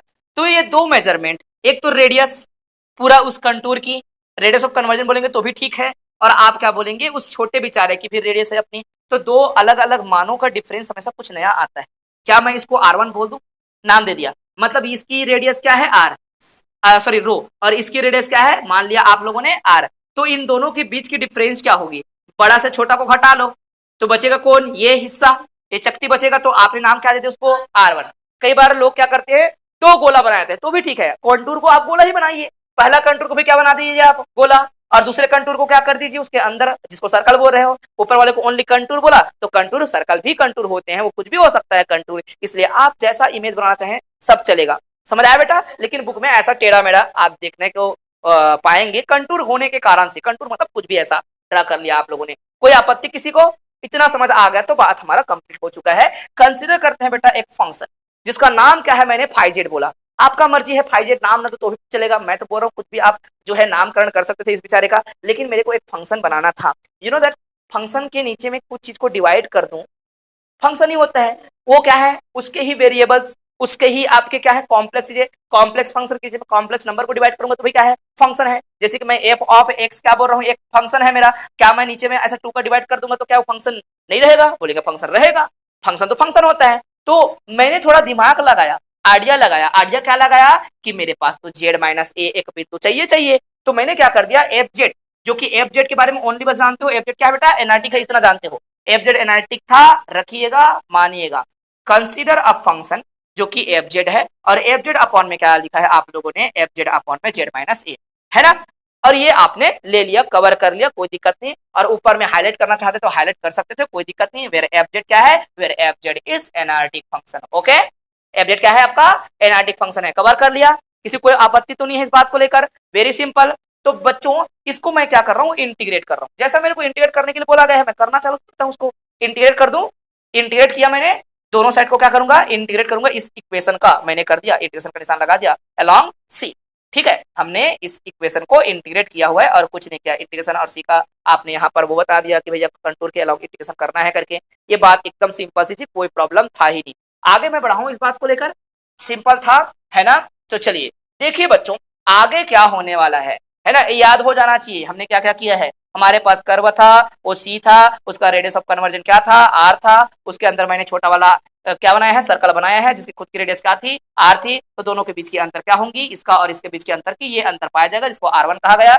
मैंने क्या किया बेटा, दूसरे बार में मैंने एक फंक्शन ड्रा किया है, या फिर वो किया है, कंसिडर किया है, ड्रा किया बोल रहा हूँ। फंक्शन का नाम क्या है, एफ जेड अपॉन में जेड माइनस में ए है, और इसी को मैंने क्या कर दिया है, इंटीग्रेट कर दिया। इतना तो सबको समझ आ गया। तो इसी के आगे जब मैं बढ़ूं, तो क्या मैं इस पूरे सी का मतलब बोलूं तो सी कैसे बना हुआ है, सी बना हुआ है बच्चों क्या, गामा और प्लस में क्या, R1। सही है कि नहीं, पूरा मिलके बना है ना। एक है आपका सर्कल अंदर वाला, और ये वाला इसको बोलते हैं चकती, छोटा सा। ये चकती जो बन पाया वो भी एक प्रकार के रीजन, तो भाई अलग अलग रीजन है, ये एक रीजन है बेटा, ऐसे करके ये एक रीजन है, दो अलग अलग रीजन है। दोनों रीजन को मिला दूंगा तो क्या बनेगा, पूरा आपका रीजन बन जाएगा कंटूर का, है कि नहीं।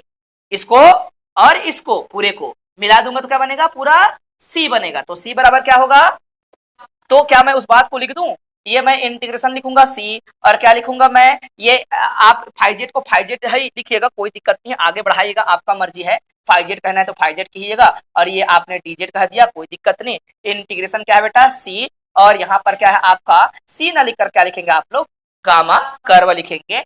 और ये हो जाएगा एफ ऑफ जेड अपॉन में क्या लिखा आपने, जेड माइनस में ए लिखा, और यहाँ पर लिख दिया आपने एक बार डी जेड, फिर प्लस में क्या लिखा, इंटीग्रेशन, और क्या लिखा आपने, R1। सही है, और ये है आपका क्या, एफ ऑफ जेड और जेड माइनस ए, और आपने लिख दिया डी जेड। दो भाग में बांट दिया आपने, बस सिंपल सी बात थी। और नीचे में हाईलाइट कर रहे हैं तो लोगों को बता दीजिएगा, बताने की जरूरत नहीं है, क्योंकि ये इमेज शुरू से चीजों को बता के रखा है। यहाँ पर हर चीज जो है स्पष्टतः देख पा रहे हैं आप लोग, इन चीज को समझ पा रहे होंगे आप लोग, है ना। तो ये ऐसा नहीं है, ये कहने का ये मतलब नहीं है कि R1 ही वो है। R1 को पूरा ये मिला के जो है R1 जैसा हम उसको वो बता रहे हैं, इनकी दोनों के बीच की अंतर को हमने R1 कहा है, तो R1 ना बोलकर बेटा इसको R डेस बोल दीजिएगा, चलेगा R डेस। और ये पूरा रीजन का नाम ही क्या है आपका, R1 बोल देंगे तो चलेगा, ज्यादा अच्छा रहेगा। वरना लोगों में आपत्ति आ जाएगी, गुरुजी आपने इस दूरी को बस क्या कहा था, R1 कहा था, ऐसा कहा था आपने। तो ये पूरा मिलके क्या है, उसका नाम क्या है, R1, और दूरी क्या है इनका, R डेस है। ऐसा डिस्टेंस इन दोनों के बीच की दूरी, ऐसे बोल सकते हो एक प्रकार की ये चकती, तो पूरा मिला के चीजों को बनाओगे, सिंपल ऐसा कह सकते हो, चलेगा, कोई प्रॉब्लम तो नहीं है, ठीक है ना। ओके, तो इस बात को लेकर चले, और आपको ध्यान से देखिएगा, ये रीजन है आपका पूरा, जिसका नाम क्या है, बोला मैंने, उसका नाम है, ये बेटा बार बार बता रहा हूँ, ये इस वाले का और इस वाले के बीच की डिफरेंस की बात हो रही है। आप यहाँ पर खींच सकते हो, जहां मन लगे वहां खींच सकते हो। ये पूरा आपका क्या है, यहाँ से यहाँ तक की दूरी को आप आर कहना चाहते हो, यहाँ से यहाँ दूरी को आप रो कहना चाहते हो, तो ये इतनी दूरी बच जाती है, ये हम कहना चाहते हैं। और उस दूरी को कवर करने वाला एक क्या बनेगा, एक रीजन पैदा होगा, ठीक है, कोई प्रॉब्लम तो नहीं है इस चीज को लेकर। अब आगे बढ़ा मैं, और ये चीज हमने लिखा, अब हम क्या कर देते हैं, पुट करते हैं कुछ खास प्रकार के वैल्यूज। अब हम क्या कर रहे हैं, पुट कर रहे हैं सिंपल, और पुट में ऐसा कि जेड माइनस ए की जगह क्या रख दिया जाए, जेड माइनस एक जगह रो, और हम लिखेंगे एक्सपोनेंशियल आई थीटा। क्या रख रहे हैं हम लोग, रो एक्सपोनेंशियल आई थीटा, मैं पुट कर रहा हूं। क्या है, कोई बोलेगा सर सर्कल का इक्वेशन बन जाएगा, सर्कल का क्वेश्चन कैसे बनेगा, कौन बताएगा, ऐसा बोलेगा। तो आप इसको मॉड लगा कर देखिए सर, आपको दिखेगा। मॉड लगाऊंगा तो उसका सेंटर क्या होगा, सेंटर ए होगा, और रेडियस क्या होगा उसका, रो होगा। और ये सर्कल का समीकरण मैंने कल बताया था आपको, जिसका जीरो होगा वहां पर क्या लिखा होता था, यहाँ पर कुछ नहीं लिखा था, बोला था, याद है बेटा। और बराबर में क्या लिखा था मैंने, आर एक्सपोनेंशियल आई थीटा करके समझाया था, आर रेडियस हुआ करता, तो वही है आपका सर्कल का इक्वेशन है प्यारे बच्चों। और सर्कल का इक्वेशन ऐसा लिखा करते हैं, तो ओनली जेड इक्वल टू क्या लिखोगे, जेड इक्वल टू लिखोगे आप लोग रो एक्सपोनेंशियल आई थीटा, प्लस में ए लिख दूं, सही बात है, ऐसा लिख सकते हो, बोलेंगे जी सर ऐसा लिख सकते हैं। तो क्या बच्चों मैं डीजेड बराबर भी कुछ लिख सकता हूं, बोलेंगे हाँ सर, डीजेड बराबर क्या आएगा, जेड के रिस्पेक्टिव में आप चुपचाप क्या करना चाहते हो, इनको डिफ्रेंशिएट करना चाहते हो, तो डिफ्रेंशिएट किया जाए, बोलेंगे डिफ्रेंशिएट कर सकते हैं सर। लेकिन यहाँ तो लफड़ा है, किस बात की लफड़ा है, वहां पर दिख रहा है सर आपका आयोटा थीटा, और आपने बोला है कि डीजेड निकालना है। तो डीजेड जब निकालोगे तो डीजेड निकालने के लिए आपको ये काम भी कर सकते हो, एक तरीका ऐसा होगा, आप पूरे को थीटा के रिस्पेक्ट में डिफरेंशिएट करो, क्योंकि जो माने होते हैं बेटा उसी के रिस्पेक्ट में चीजें डिफरेंशिएट होती हैं, तो इससे आपका काम आसान हो जाता है। पूरे को आप क्या कर दो, पूरे इसको और थीटा के रिस्पेक्ट में कर दो डिफरेंशिएशन। तो डिफरेंशिएशन करेंगे तो रो बाहर आएगा, कांस्टेंट है जी सर बोलेंगे। इसका एक्सपोनेंशियल समथिंग का क्या होता है बेटा, थीटा के रिस्पेक्ट में differentiation exponential something, but something का और डिफरेंशिएशन होगा तो थीटा के रिस्पेक्ट में और क्या आ जाएगा, आयोटा, क्योंकि आपका आयोटा थीटा का और डिफरेंशिएट करेंगे थीटा के रिस्पेक्ट में तो क्या आएगा, आपको मिलेगा आयोटा बाहर और थीटा का हो जाएगा 1। एक्सपोनेंशियल समथिंग का always exponential something and iota theta का क्या आ जाएगा, आयोटा आ जाएगा। और ए का क्या होना चाहिए फिर, 0, क्योंकि वो सेंटर है और कांस्टेंट है, समझो जो वेरी नहीं करता वही कांस्टेंट कहलाता है, सिंपल सी बात है। कोई बिंदु 5 है बोलेंगे 5 वेरी नहीं करता, मतलब वो खड़ा हुआ है कहां पर, प्लेन पे रुका हुआ है, इसी को हम लोग क्या बोलते हैं, कांस्टेंट। जो बदले ना वही है कांस्टेंट बेटा। तो आपको यहाँ पर मिल गया क्या, 0। तो आयोटा को आप बाहर लिखें तो ठीक है, यहाँ लिख देंगे तो ठीक है। क्या मैं समझा पाया आप लोग को, तो कोई प्रॉब्लम नहीं है। फिर डिजिट को क्या लिख सकता हूँ बेटा, डिजिट को लिख सकता हूँ मैं, आयोटा तो लिखूंगा, रो तो लिखूंगा और एक्सपोनेंशियल आई थीटा भी लिखूंगा, और बगल में क्या लिखूंगा मैं, डी थीटा। तो उन चीजों को बदलोगे तो सब चीज बदलेगा, ठीक है, क्योंकि आपने इन विचारों को बदलने के लिए क्या कहा, इनको रो थीटा में बदलो। तो भैया थीटा ग्रुप में बदल रहे हो तो उसका ऑपरेटर क्या आ जाएगा, जो इंटीग्रेट करने वाला है वो भी थीटा ग्रुप में आएगा, और इतना बदलेगा। जहां जहां डीजेड है, डीजेड का क्या रखा जाएगा, डीजेड के जगह रखा जाएगा आयोटा रो एक्सपोनेंशियल आई थीटा, और इनटू में डी थीटा तक बदला जाएगा, इतना रखा जाएगा। रखे हम लोग, ठीक है। तो ये समीकरण क्या बोलते हैं बेटा, इसको हम लोग बोलते हैं इक्वेशन नंबर 3। तो फ्रॉम इक्वेशन नंबर क्या, फ्रॉम इक्वेशन नंबर आपका 3, इसको बोलना है 4 तो बोल दीजिएगा। फ्रॉम इक्वेशन नंबर क्या हो जाएगा, ये 3 अंडा 4 आप रख दीजिए। ये इंटीग्रेशन, ये सी फाई की जगह ना बार बार यही लिख के चले तो भी चलेगा। कौन सा, ये एफ जेड अपॉन में क्या लिख के चले, एफ जेड अपॉन में जेड माइनस में ए लिख के चले तो भी चलेगा, और बगल में क्या, डी जेड। और इन्हीं की जगह क्या रख के चल रहे हो आप, एफ जेड की जगह आप रखोगे तो एफ जेड की जगह तो फिर गड़बड़ हो जाएगा। आप जो है तो एफ को एफ रखिए, कोई दिक्कत नहीं, आप जेड की जगह चीजों को बदल दो, एफ रहेगा, ओके सर। आप जेड की जगह क्या रखवाना चाहते हो, हम लोग को जेड की जगह रखवाना चाहते हो रो एक्सपोनेंशियल आई थीटा और प्लस में ए, तो हम इतना रखवाएंगे, रख भी दिया आपने, कोई आपत्ति था ही नहीं लोगों को। फिर अपॉन में क्या है, अपॉन में देखा जाए तो अपॉन में आपने बोल रखा है कि जेड माइनस में ए, और इसकी मान कितना होता है, उसकी मान होती है रो एक्सपोनेंशियल आई थीटा होती है, आपने माना है इस पूरे की वैल्यू। ये बात भी सही है। अभी बचा हुआ है बेटा किसका मान रखना, ये तो आपने रख दिया, यहाँ पर आपने मान रख दिया, और डीजेड की मान रखनी है। तो डीजेड की मान क्या है आप लिखेंगे, एक बार और लिख दीजिएगा, ये आयोटा को यहाँ लिख दो, सबसे बाहर निकाल दो आयोटा को, चलेगा। आयोटा बाहर निकाला और रो होगा और एक्सपोनेंशियल आई थीटा होगा, और क्या होगा, डी थीटा होगा। सही बात है। अब जो चीजें कट सकती हैं उनको काट दीजिएगा, है ना, ये आपने रखा हुआ है। क्या ये बातें बिल्कुल सही है, बोलेंगे अभी सर सही तो जा रहा है, लेकिन थोड़ा आप देखिए यहाँ पर, आप सर्कल बोलो, आप यहाँ पर क्या होगा, सर्कल होगा, और प्लस में क्या लिखेंगे, और ये बातें उसके लिए भी लिखा जाए, किसके लिए लिखा जाए, आर के लिए लिखा जाए, ठीक है, R1 के लिए लिखा जाए, तो ये प्लस में लिख देते हैं, और यही बातें उसके लिए भी लागू होगा। और अभी जो है आपने दो भाग में बांटा है ना बेटा, मैं इधर चीजों को बस बदल दिया हूँ। ये जो है फाई की जगह क्या लिख दिया मैंने, फाई जेड की जगह लिख दिया है मैंने, ये आपका एफ जेड अपॉन में जी जेड, मैंने उतार दिया उस चीज को, कोई प्रॉब्लम था नहीं चीजों को लेकर, ठीक है। अब मैं उस साइड में क्या कर दिया, एफ जेड की जगह इतना रखूंगा, बोलेंगे यस सर एफ तो एफ रहेगा,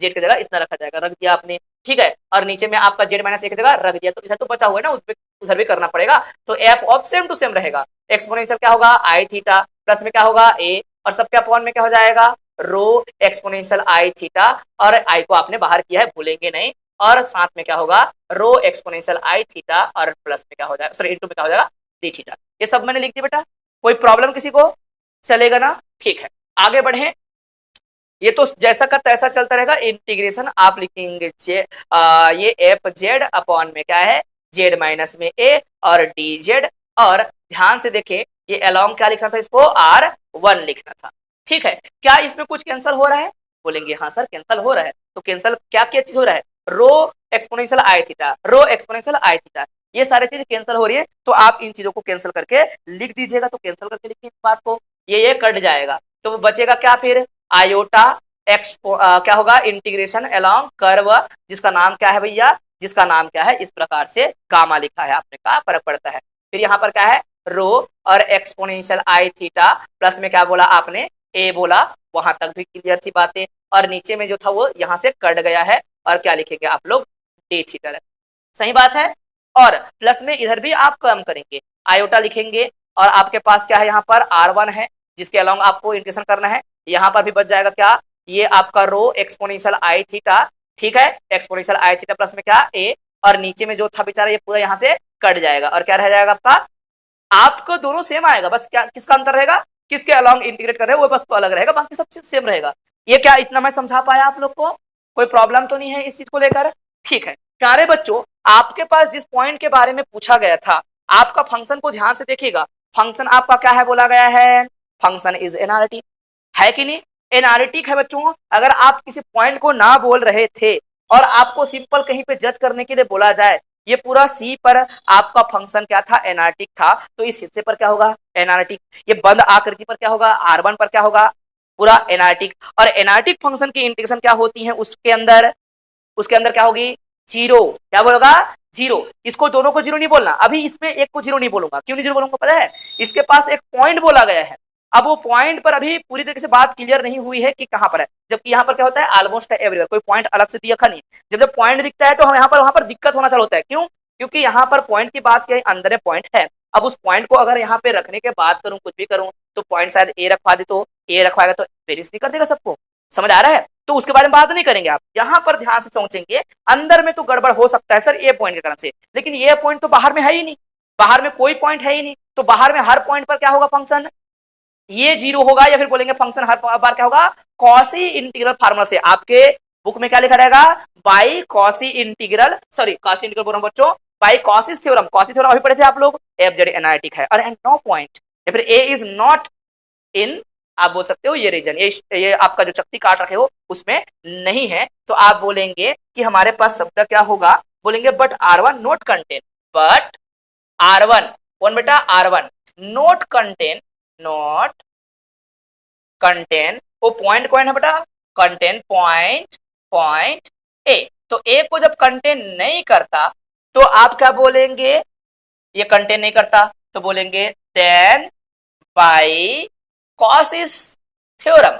कॉसी का आपका क्या है, थ्योरम क्या कहता है, कॉसी का थ्योरम, कॉसिस थ्योरम, कॉसिस थ्योरम यह कहता है कि इसके अंदर जो भी इंटीग्रेशन करोगे किसी भी फंक्शन का, इसी का तो बदला हुआ रूप था ना भाई, इसी का तो रूप था ना, इसी को तो लेकर चल रहे थे ना आप, तो ये पूरा का क्या होगा, ऊपर वाले का जीरो, नीचे में क्या है पता नहीं, सबको जीरो करवाएगा, वो जीरो करने के लिए रेडी है अपने आप में। किसी एनालिटिक फंक्शन के नीचे में कुछ डिवाइड करेंगे वो एनालिटिक होता है, zero upon something is always zero, ऐसा मान के चलते हैं हम लोग। तो ये पूरा क्या हो जाएगा आपका, जो यहाँ पर जो आपने लिख रखा है एफ ऑफ, क्या लिखा था आप लोगों ने, रो, और आपके पास क्या है एक्सपोनेंशियल आई थीटा, आपने ये बोला, या फिर ओनली एफ ऑफ जेड ही बोलेंगे बेटा, क्या बोलेंगे आप लोग यहाँ पर, एफ ऑफ जेड कैसे बोलेगा, तो एफ ऑफ जेड, लेकिन यहाँ पर डी थीटा है, गड़बड़ हो जाएगा, इसलिए आपको नहीं बोलना चाहिए, चेंज करना चालू करेंगे, वापस चेंज करके वहां पर पहुंचना पड़ेगा हम लोग को, है कि नहीं? तो वहां पर ना पहुंचे कोई दिक्कत नहीं, आप क्या बोलेंगे, जो भी हमारा ये आपका कॉम्प्लेक्स वेरिएबल का जो हिस्सा था जिसमें आया है रो एक्सपोनेंशियल आई थीटा और प्लस में ए और ये डी थीटा,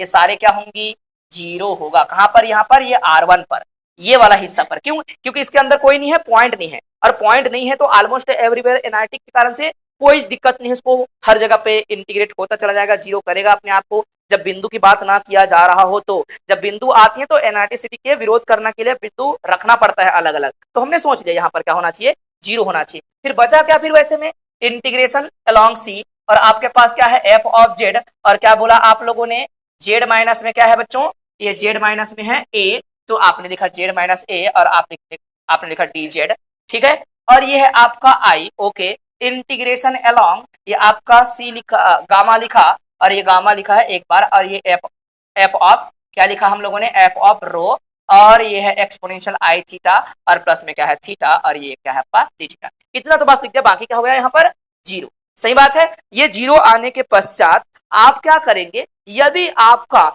ये बेचारा बहुत ही छोटा होता तो क्या करते, इफ एप्सिलॉन आपका रेडियस जो है वेरी वेरी स्मॉल होता, ये बोलना पड़ेगा अंत में, क्या बोलेंगे, इफ, क्या बोलेंगे बेटा, इफ ये बहुत छोटा होता, इज वेरी स्मॉल, क्या बोलेंगे, इफ ये रो इज वेरी स्मॉल, क्या होगा, वेरी स्मॉल हो। तो वेरी स्मॉल हो कहने का मतलब दैट इज, मैं ये कहना चाहता हूं कि इसको मैं जीरो की ओर 10 कराऊं तो क्या होगा, क्या कराऊं, जीरो की ओर 10 कराऊं तो क्या होगा, अगर मैं जीरो की ओर 10 कराऊंगा तो भी मेरे को यहाँ एफ ऑफ ए मिल पाएगा।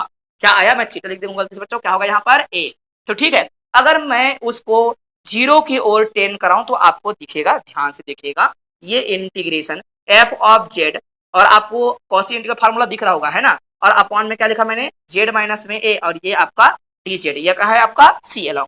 ठीक है, यहाँ पर क्या है, आयोटा है, बोलेंगे जी सर क्या बच्चों आप जानते हो सर्कल का अगर मैं इंटीग्रेशन करूं उसके अलावा, इसको क्या मैं 0 से 2 पाई भी बोल सकता हूं सर्कल को?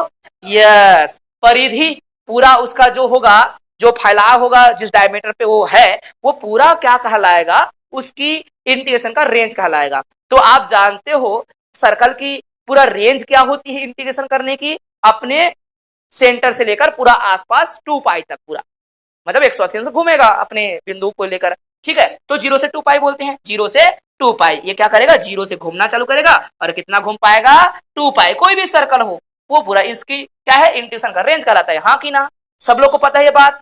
ठीक है, तो आगे बढ़ते हैं हम लोग इस बात को लेकर, और मैंने लिख दिया इसको, क्या लिखा, मैंने सर्कल को लिखा 0 से 2 पाई लिख दिया। अब अंदर में क्या है बेटा, एफ ऑफ ए, क्यों, क्योंकि आपने कहा है रेडियस जो है आपका ये जो आपका रो है, रो टेंस टू 0, तो 0 इंटू समथिंग इज 0, बचा क्या, ए, और यहां पर क्या लिखूंगा मैं, डी थीटा। सही बात है। अब डी थीटा में देखिएगा ये आपको मिल गया आपका फार्मूला, हमारे पास ये इंटीग्रेशन, ये हो जाएगा आपका क्या, एफ ऑफ जेड, और जेड माइनस क्या हो जाएगा प्यारे बच्चों, जेड माइनस हो जाएगा ये ए, और क्या लिखेंगे आप लोग, डी जेड, और यहाँ पर ये कांस्टेंट है, बोलेंगे जी गुरु जी, तो आप निकालेंगे आयोटा, और आप निकालेंगे किसको, एफ ऑफ ए को। ठीक है, और इंटीग्रेशन होगा किसका, 0 से लेकर 2 पाई बेचारा 1 का, है कि नहीं, 1 का डी थीटा। तो क्या मैं 1 का इंटीग्रेशन करूंगा तो मेरे को क्या मिलेगा, थीटा, और थीटा के लिमिट कहां से कहां रखेंगे आप लोग, थीटा का लिमिट मतलब यहाँ पर डी थीटा करेंगे तो बस थीटा आएगा, 1 का वही आएगा थीटा, तो इसकी पूरी की लिमिट रखूंगा तो क्या आएगा बेटा, 2 पाई माइनस में 0। तो मैं क्या ओनली 2 पाई ही लिख दूं, दिख रहा है ना, बुक में कभी आपको बताएगा नहीं, लिख दीजिए 2 पाई बोलेगा। अब इसको थोड़ा मैनेज कर दीजिए, आपको क्या नजर आएगा बेटा, F of A, F of A छोड़ा मैंने, और ये आयोटा 2 पाई को पक्षांतर करता हूं मैं, तो क्या आ जाएगा, 1 अपॉन में आएगा 2 पाई आयोटा, और integration along C f of Z, और जेड माइनस ए, और डी जेड, और इसी बेचारे को क्या बोलते हैं हम लोग, कॉसी इंटीग्रल फार्मूला मैं लिखा था। समझ आया बात, कितना सिंपल है, और कहां कहां आपको याद रखना था, कहां रटना था आपको, कहीं पे कोई रटने की आवश्यकता नहीं है, एक बार रुक जाइए फिर मैं बताता हूँ, ओवरव्यू सिंपल सी।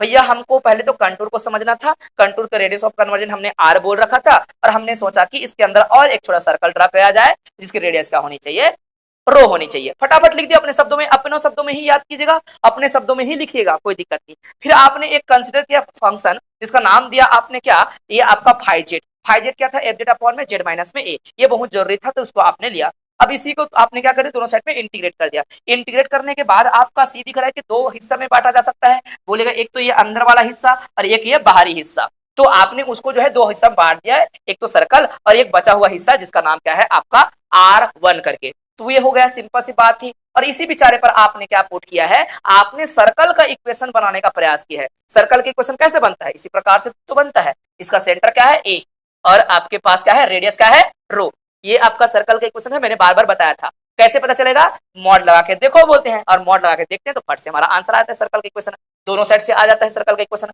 गारंटी है। मैं बोलूंगा बेटा मॉड ऑफ जेड माइनस ए की जितनी वैल्यू आएगी ना, उतनी ही वैल्यू जो है रो और एक्सपोनेंशियल आप आई थीटा का भी मॉड लगा के देखो, सेम आएगा, बराबर आएगा। और कितना आएगा पता है, इस पूरे की मान आएगा, ध्यान से देखिएगा, आपको देखने को मिलेगा हमारा रेडियस जितना भी था वो रेडियस तो हम बताएंगे, बाहर में आर निकालेंगे ही निकालेंगे, आपको ये देखने को मिलेगा कि एक्स माइनस में क्या आएगा, ए की होल स्क्वायर प्लस में क्या नजर आएगा, वाई की होल स्क्वायर नजर आएगा। ये इस प्रकार से रेडियस आपको रो के रूप में दिखाएंगे ही, तो आप बना के देखिएगा एकदम आसानी से। कल हमने इसी को बार बार समझाने का प्रयास किया था, इसलिए ये किसका रेडियस का किसका रूप है, बोलेंगे सर्कल का रूप है। सर्कल के रूप को आपने बनाया, फिर आगे बढ़ाया, दोनों साइड मॉड निकाल के देखेंगे बेटा, सेम टू सेम आएगा, गारंटी है इस बात की। ठीक है, फिर आप देखेंगे ये जो है आपका, आपने क्या कर दिया, थीटा के रिस्पेक्ट में आपने डिफरेंशिएट कर दिया, और सिंपल, क्योंकि भाई चीजें जेड के रूप में थी तो उसको बदलना पड़ेगा, क्योंकि हर चीज क्या हो रहा है, थीटा के रूप में बदल रहे हैं, तो थीटा के रूप में लाने के लिए